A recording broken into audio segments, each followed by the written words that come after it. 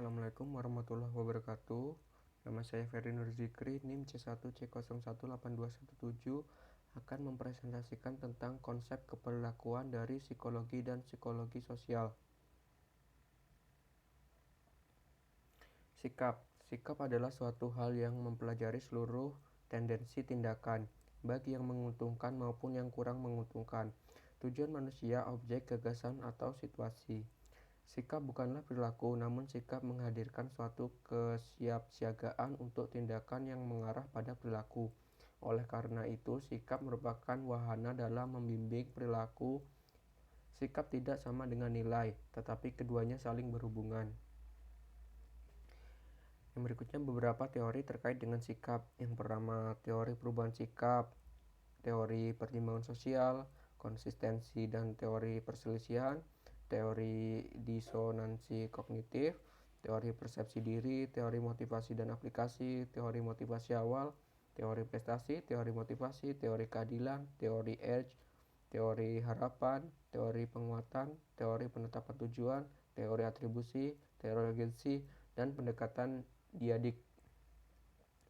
Yang berikutnya persepsi. Persepsi adalah bagaimana orang-orang melihat atau menginterpretasikan peristiwa, objek, serta manusia.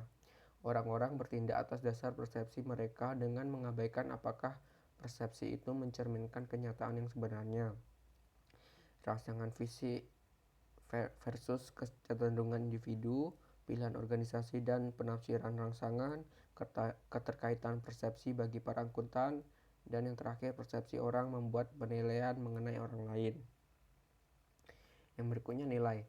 Nilai secara mendasar dinyatakan sebagai suatu modus perilaku atau keadaan akhir dan eksistensi yang khas dan lebih disukai secara pribadi atau sosial bila dibandingkan dengan suatu modus perilaku atau keadaan akhir yang berlawanan. Arti penting nilai. Nilai dinyatakan penting karena nilai meletakkan dasar untuk memahami sikap serta motivasi, dan arena nilai mempengaruhi persepsi manusia. Nilai dan dilema etika. Kesempatan dapat dilihat sebagai suatu standar etika yang diharapkan, di mana dapat dilihat setiap perubahan perilaku di dalam organisasi profesi itu sendiri, serta setiap perubahan perilaku yang diharapkan dari yang lain. Yang berikutnya pembelajaran. Pembelajaran adalah proses di mana perilaku baru diperlukan. Pembelajaran terjadi sebagai hasil dari motivasi pengalaman dan pengulangan dalam merespon situasi. Pengondisian keadaan klasik. Pengondisian klasik dapat digunakan untuk menjelaskan mengapa dongeng-dongeng dan cerita-cerita rakyat sering membawa kenangan yang menyenangkan dari masa kanak-kanak. Pengondisian operan. Pengondisian operan menyatakan bahwa perilaku merupakan suatu fungsi dari konsekuensi-konsekuensi. Yang berikutnya pembelajaran sosial. Teori ini mengakui eksistensi pembelajaran observasional dan pentingnya persepsi dalam pembelajaran. Yang berikutnya kepribadian. Kepribadian adalah intisari dari perbedaan individu. Kepribadian cenderung bersifat konsisten dan kronis. Penentuan kepribadian. Kepribadian seorang dewasa umumnya dianggap terbentuk dari yang pertama keturunan, kedua lingkungan, dan yang terakhir situasi. Kesimpulan. Pada bab ini kita telah menelaah mengenai beberapa bidang utama dari konsep-konsep yang ada pada wilayah psikologi dan psikologi sosial.